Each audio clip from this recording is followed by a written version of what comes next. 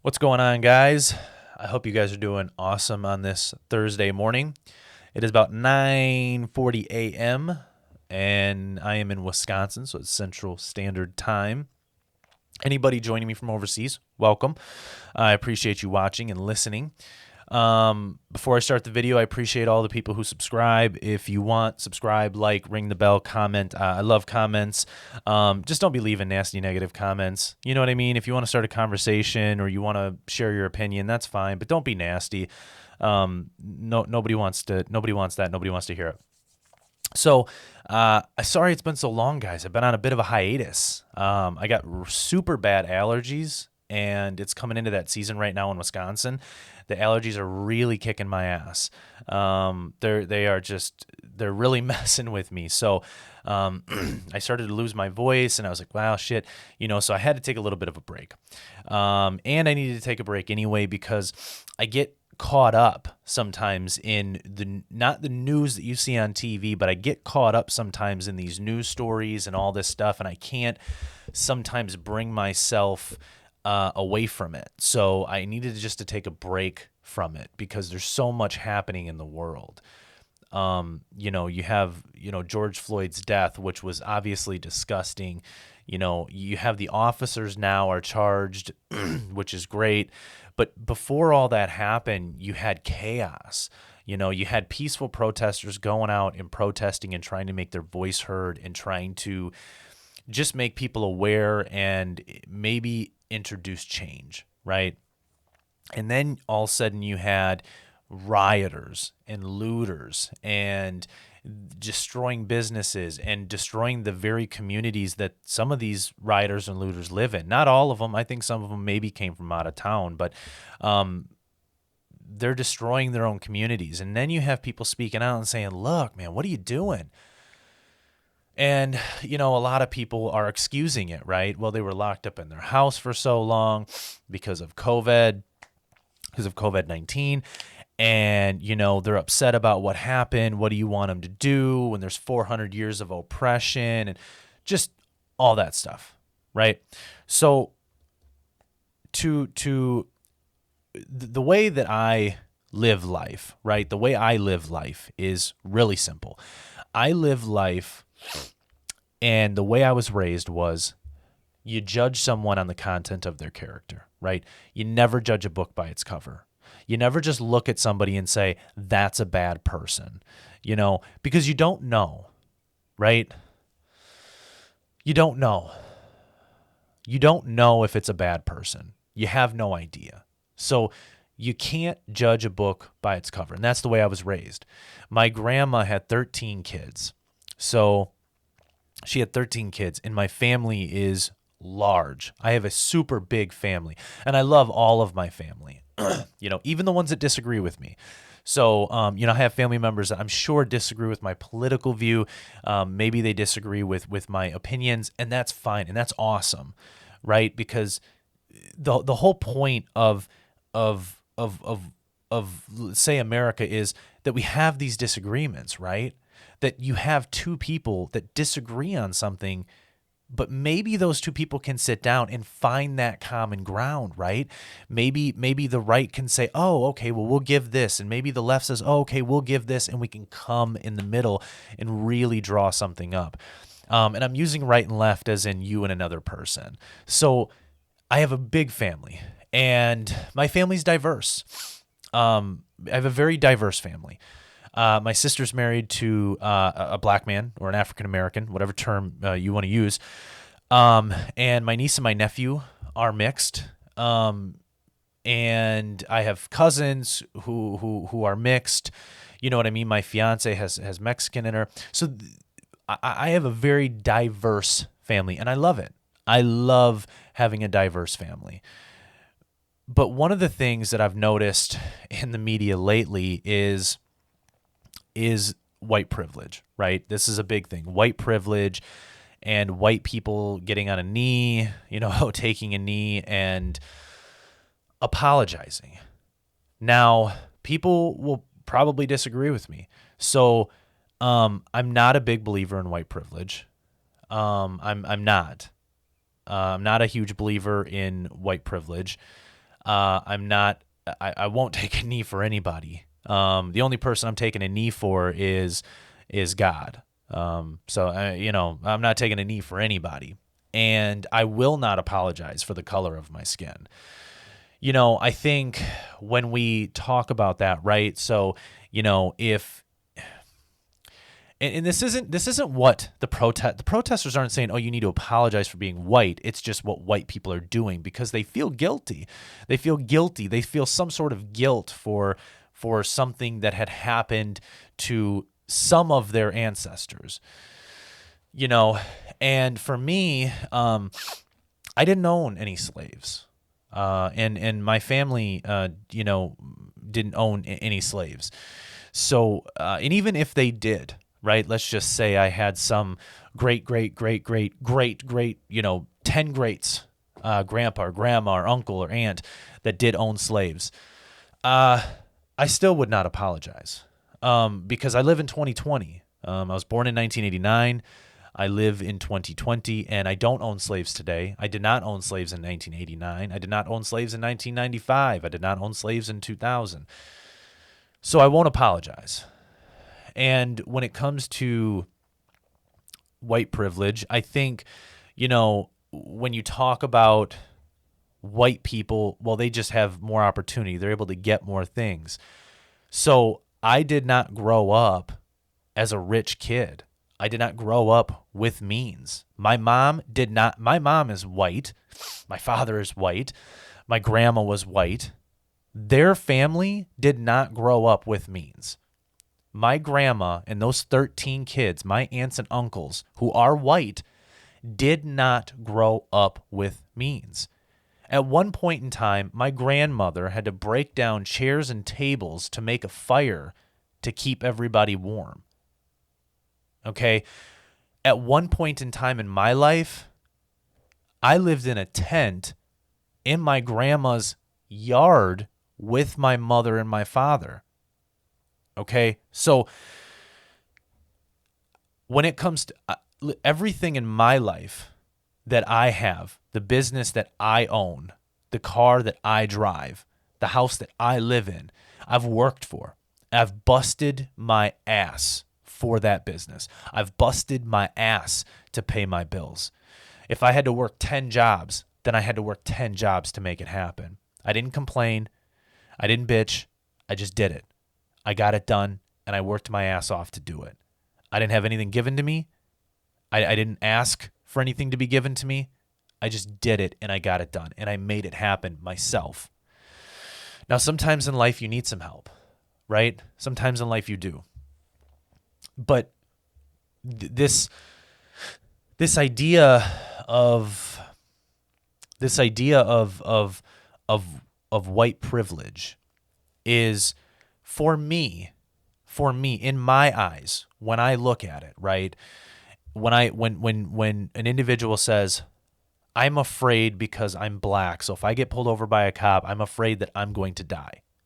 Okay,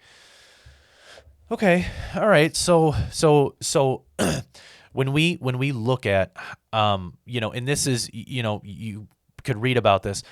A lot of African American families will raise their children, okay, they say, listen, when you get pulled over, don't do anything or you could die. So this is instilled in the African American community, right? Their parents have instilled it into them, which, look, I'm not saying it's wrong. When you have a child, you always tell them, listen, when a cop pulls you over, just do as they ask. Even if you know it's wrong, even if you know it's not correct, just do as they ask. And then you come home and you talk to us, and then we will go file a formal complaint and do the right steps necessary, right? If a cop says get out of the car, just get out of the car, right? If a cop says drive, and don't argue with them. Just do it, right? Just do it. And I mean, look, I'm not here to try to argue a point with anybody, but there is statistics, right? So I'm a numbers guy, and everything I look at is based on numbers. So if somebody says to me that blacks are targeted by the police, right? I'm going to look it up. I'm going to look up numbers, and I'm going to find numbers because I want to know, right? I want to know the numbers. I want to know what numbers are and what there is for numbers. Okay. And if I remember, I think last year, was it last year? It could have been 2018 or it might have been 2019. I can't remember what year it was. It's a few days ago when I did this research, and I don't have it readily available actually in front of me, which is my mistake. But I think it was 9 unarmed black men. It was 9 unarmed black men shot by police. And I think the number for whites and I already know the argument that'll come out of this, but I think white individuals, I think it was like 39. I think 19, it was between 19 and 39. Okay. Now the argument for this is that, well, there's a bigger white population than there is a black population makes up of 13%. And I think white is 60%, I think. So people go, well, there's only 13% of blacks, right? But we're not looking at the number, right? Because we're not looking at the population. That's not what's being argued here. What's being argued is not the population, not the size of the black community or the white community. What's being argued is that there's more black people that are being murdered by police officers and white cops at that, not just but white cops and racists than and it's when you look at the numbers don't show that. Okay. And look, I don't care about the Black Lives Matter and I don't care about any of that. You know what? Go out, protest, walk the street. Black Lives Matter. Hey, look, you know what? Do it, right? Because black lives do matter, right? White lives matter, black lives matter, purple lives matter, blue lives matter. Everybody's life does matter, but I understand what they're saying. Listen, we feel like we're dying, so we want to say that our life matters. I get it. I totally get that. And look, I don't have an issue with it. I don't care. Okay? I don't care. I'm not going to be one of those people that argues, oh, all lives black. I'm not going to argue about that, right? I don't care. Okay? But what I don't understand, and look, individuals can correct me if they'd like. I'm all for being corrected if I am wrong, right? Because sometimes I'm wrong. I'm not right all the time. In Chicago, right? In Chicago last year, I think it was like 500 people died, right? Homicide. I think it was like 500. And most of that was black on black crime, right? So it was an African-American shooting or killing another African-American. Because by statistics, more whites kill whites, more blacks kill blacks, more Mexicans kill Mexicans. That's the way it is. By numbers, by statistics. You don't see anything happening, right? You don't see anybody out there, right? You don't see the news covering the African-American on African-American crime in Chicago, right? You don't see that, you don't. And for me, I go, look, nobody's out protesting for the black lives that were lost at the hands of other African Americans, right? Nobody's out. You don't see that. You don't see. And look, I get it. There might be, and the news just doesn't cover it because the news only covers what they want to cover, right? There's a ton of peaceful protesting going on, and the news is only covering the bad parts, right? They're not covering the parts where it shows solidarity and unity, where African Americans and white people and purple people of every color are shaking the cops' hands and hugging the cops, and the cops are bringing them water. They're not showing that because they don't want to, right? They want to stir up America. They want to cause divide. The media is such a strong force. Okay, it's such a strong force. But anyway, back to my topic. Now, listen, and I'm not arguing that you shouldn't be protesting. I'm not arguing that there's not injustice. I'm not arguing that there's not police brutality. But, excuse me, what I'm arguing is that you hear people saying, if you're white, you're racist. And I've been hearing this, not from everyone, but I've been hearing this. If you're white, you're racist. Okay, so you're judging me based on the color of my skin, right? So that's the definition of racism, is me judging someone based on the color of their skin and not the content of their character. Okay, so if I look at somebody and say, I don't agree with Black Lives Matter, I don't like it, I don't agree with it, they go, you're racist. Or if I say, well, I voted for Donald Trump, you're racist. Or if I say, oh, I don't agree with, how people are protesting hardcore about this, but they're not protesting about their own kind killing their own kind. You're racist. It automatically goes to someone being racist. Maybe that person doesn't know, right? Maybe they're not educated in that particular department.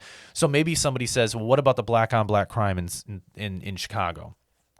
Well, maybe somebody educates them, right? And says, okay, well, blah, blah, this organization and this and that. And then that person goes, oh, okay, well, I didn't know that, right? Or most of the time, right? And it just is most of the time, they don't do that. They automatically jump to saying you're racist. And it's crazy. Like, I understand the thing is that I get it, right? I get it. Like, I'm not saying that police brutality doesn't exist, but my biggest thing is now everybody's saying fuck the cops. Who are you going to call? Who are you going to call? Excuse me. Who you have Minnesota or Minneapolis who wants to defund their police department. You got New York trying to do the same thing. You got California who's trying to do the same thing. And these are democratically ran states. And I'm going, who are you going to send out to a domestic call where the husband has a gun? Who are you sending out to that call? Listen, if you judge every police officer based on the actions of some police officers, that can be construed as the same thing as judging one whole race based on the actions of some. Okay? I'll repeat that again. If you judge the police based on the actions of some, that can be construed in the same thing as judging one whole race based on the actions of some, right? So if some white people owned slaves, right, you can't judge all white people because not all white people are the same, okay? It's just like if an African-American male or an African-American female murders a white cop or murders a black cop, and this happens, or murders a white man or a white female, you can't judge the whole race based on the actions of some, right? The African-American community is 13% of the population in the U.S. They make up 50% of the crime. But I don't judge the whole African-American community based on the actions of those individuals. So what I'm asking is don't judge a whole race based on the actions of some. I think that's an ignorant thing to do. I think that you should get to know somebody. I think that you should judge people on the content of their character. Judge people how you want to be judged. If you don't want someone judging the color of your skin, don't judge somebody else's color of their skin. Right? If you want cops to treat you better, maybe you need to treat them better. And this doesn't go for everyone. Listen, this goes for people of all color. This isn't directed towards black people. This is directed towards people of all color, right? Maybe think about what a cop goes through, right? Really, look, the individual who killed George Floyd, which he killed him, right? He did. He deserves everything he's got coming to him, right? The individual who did that, he was wrong, and he was a shitty individual, and he probably should have been fired previously. Okay, with all of the if you look back at his history, he had a shitty history. But what I'm saying is, think about what some of the good cops, right? Now you have good cops who are like, well, I don't know if I want to do my job anymore because everybody hates me. Everybody thinks that I'm a bad person and I'm just trying to protect the community. But my question is, who are you going to call? if there's no police department and someone breaks into your house and someone's trying to kill you or your children, who are you going to call? And you can't defend yourself. Who are you going to call? Now, me, I can defend myself. I have a lot of means in my home to defend myself and my family and my friends and my neighbors and my community. But who are you going to call if you can't defend yourself? You're going to call 911? Nobody's going to be there. And I actually saw a video earlier. I was watching a video earlier today, and it showed an individual who their business was being looted and rioted. And what did they do? They ran inside and called 911. You know what? There was no answer. There was nobody on the other end. There was nobody on the other end of that phone for 911. I mean, is that how we want our communities to be? You're not going to send a social worker to a domestic violence where the guy has a gun or the guy has a knife. You're just not going to do that. Because what's going to happen? Do you think he's going to be able to de-escalate that situation? I don't think so. I don't think he's going to be able to do that. You know, I believe that we need police reform. I believe we need better training. And I think we need better departments. What is it? Departmental areas of the police force, you know? I think we need certain individuals who know specifically how to handle mental illness so that if there is a mental illness call, then we know we can say, oh, Officer Johnson or Officer or Joe, you know, or whatever, we need you to go to that call because maybe he went to school, maybe he studied psychology, maybe he knows how to handle an individual with mental illness, right? Maybe we have individuals who are specifically trained in domestic violence so that those individuals go specifically to a domestic violence call because they know how to de-escalate that situation. You know, like we have hostage negotiators. They're not all good, but we have them. So my thing is, let's just have better reform. Let's have better training. Let's make sure that it doesn't happen again. You know, not that it won't happen again, because I think you're always going to have bad people, whether it be at a business you work, whether it be cops, whether it be military. You're always going to have some bad people. You just will, right? It's nature. It's human nature. So why don't we just have better police reform? Train them better. Make sure that they're prepared to go out on the street and handle it, right? And handle it. I think that's what we need to do, right? And that's what I would do. That's what I would introduce is accountability, right? So you introduce that, look, there's going to be accountability. And 3 strikes and you're out, right? Maybe you do that, right? A cop gets 3 strikes, they're out. They're done, they're fired. You know? But we need, you know, police officers need accountability for what they're doing. I think we need police reform, and I think we need specific departments. Like, I know that there is specific departments within police departments that handle certain things, but I think it needs to be more specific, right? More specific. So if you have somebody who's high on drugs, maybe there's, 4 or 5 people out of that department that are specifically trained in handling someone who's high on methamphetamine or high on fentanyl or high on PCP or high on whatever, right? And when there is a mental illness call, you have those 5 or 6 cops that know how to handle someone with mental illness. So they're the ones that specifically go to that call. Maybe you have those 4 or 5 or 6 or 7 or 10 or 100 or whatever it is cops that know how to handle the domestic violence calls. So they're the ones that specifically go to a domestic violence call. And listen, our country is being divided right now. And one of the things that I feel like I can see happening is I feel like what's going to happen is a white police officer won't be able to pull over an African American. He won't be able to pull over a black individual. He won't be able to go into the black communities. And it's going to have to be a black cop that handles blacks and a white cop that handles whites. And that's fucked up. It shouldn't have to be that way. Excuse me. It shouldn't have to be that way. And it's, I get that there is injustices and things like that, but I think we need to unite, right? We need to just come together and say, this is what we need, right? And find that common ground.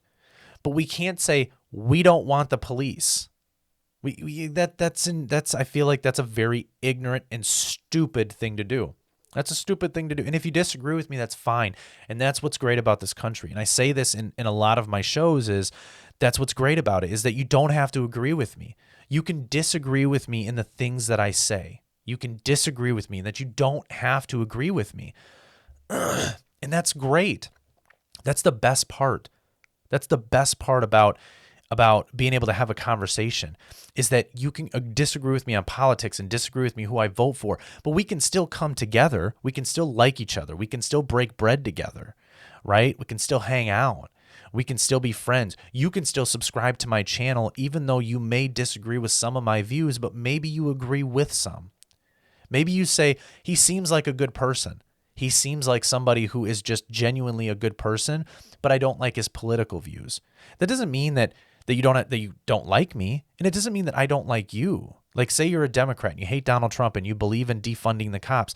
Look, I disagree with you, but that doesn't mean that if you came to my house and you sat across from me at my table and we ate dinner together and we conversated and we had some laughs and we talked about friends and we talked about family and we told stories, and you left that night and you said, wow, two people with very different views, very different mindsets, very different upbringing, were able to come together, were able to eat, joke, laugh, have fun, and then we went home. I'm just saying that, so I lost a friend because of politics, right? I lost a friend because he didn't want to be friends with somebody who was going to vote for Trump. Okay. So, I know firsthand that because somebody disagrees with you, and he's a Democrat, he is a liberal. And for me, it's hard. And that's why when I talk about, the liberals and Democrats, that's why I get a little bothered, because I've seen it firsthand that if you don't agree with them, not all of them, but some, if you don't agree with them, they go, well, it doesn't matter. It doesn't matter the content of your character. It doesn't matter that I know you, that I know who you are. But just because I don't like your political view, because you don't agree with me, we can't be friends. And that's what's happening right now. That because people can't agree and all agree on exactly what one person wants, then the whole thing is shot. And listen, come to common ground, right? Introduce. You sit down and you find where one person can give a little, and then this person can give a little, and then they're both taking, right? They're both taking, but they're both giving a little bit. And we're all in this together, right? The whole world thinks that what happened was wrong. The whole fucking world, right? And we all agree that we need better training and the police need reform and this and that. But I respect police officers. I do. Look, there's going to be nasty ones. I mean, when I was younger, I remember getting pulled over, and I was driving a gray. We called it flat gray was the name of the car. It was a Sundance, two-door coupe Sundance, Plymouth Sundance. If you don't know what that is, look it up. And I got pulled over, and because my car, I didn't clean it very well. Not that it was like super disgusting. I just had like bags and wrappers and stuff. Because it wasn't a new car. When I got pulled over, he just said, "Can you please step out of the vehicle?" And I said, "Well, can I ask you what you pulled me over for?" And he said, "My brake lights, I think, were flickering because I had a little bit of a wiring problem, and I knew I did, but I kept on trying to fix it." And, it just kept on doing the same thing. And I remember I had to get out of the vehicle. He searched me, made me sit on the curb, and they searched my car. And I said, well, I didn't give them consent to search, but they did it anyway. They brought the dog out, and, in that instance, I don't think that I was racially profiled. I don't think they did it because I was white. I think they did it because he was maybe having a bad night, or he just wanted to make a bust, or he discriminated against the fact that I wasn't driving a new car, that I was a young kid, and that I had a system in my car and he could hear the music, and I mean, I've had other instances as well. So I was a skateboarder for a long time, and I always got heckled by cops. But I respect police officers. I mean, I respect them. I respect what they do. My fiance went to school for it, and she decided not to do it because she was afraid she was going to die if she went into that. That's sad. That's sad. So for me, when an African American says, I'm afraid I'm going to die when I get pulled over, put the shoe on the other foot. Just for a little while, put the shoe on the other foot. There's been many instances that a cop has been shot by an African American because he's afraid to do anything to that individual because he's afraid he's going to get in trouble for being racist or whatnot. Okay, I'm not saying that there's not injustice. I'm saying that there is injustice and we need police reform. I'm saying it and I agree with it. I agree with everything. I agree with most of the things that people are saying. I don't agree with treating all cops the way that they're being treated. Okay, I don't agree with it. But this is my take on it, and I wanted to jump on here. I wanted to talk to you guys. I know this is a little bit long, 30 minutes, but I wanted to get on here and I wanted to talk to you guys. I just kind of wanted to tell you guys where I've been, just the hiatus. I needed to take a break from it. And to be honest with you, I was a little bit busy. I own a business. I make these flags. And so I got pretty busy doing that. Things got a little crazy for me. And then allergies kicked in. I started losing my voice. And I was like, oh my God, this can't get any worse. But I wanted to get on here and just kind of talk, right? Because I haven't really talked much about it, right? People know my stance about the coronavirus when that was going on. I was really upset about it. And then this happens, and I'm not upset about it. I'm not upset about the things that are transpiring. I'm trying to be optimistic and think that things are going to get better. And when they get better, it's going to be better for everybody. And that we're going to come together, and we are really going to come together and create change. But sometimes it's hard when I see people treating police officers a certain way, and I think, that guy didn't do anything. That cop didn't do anything. He didn't do anything to you.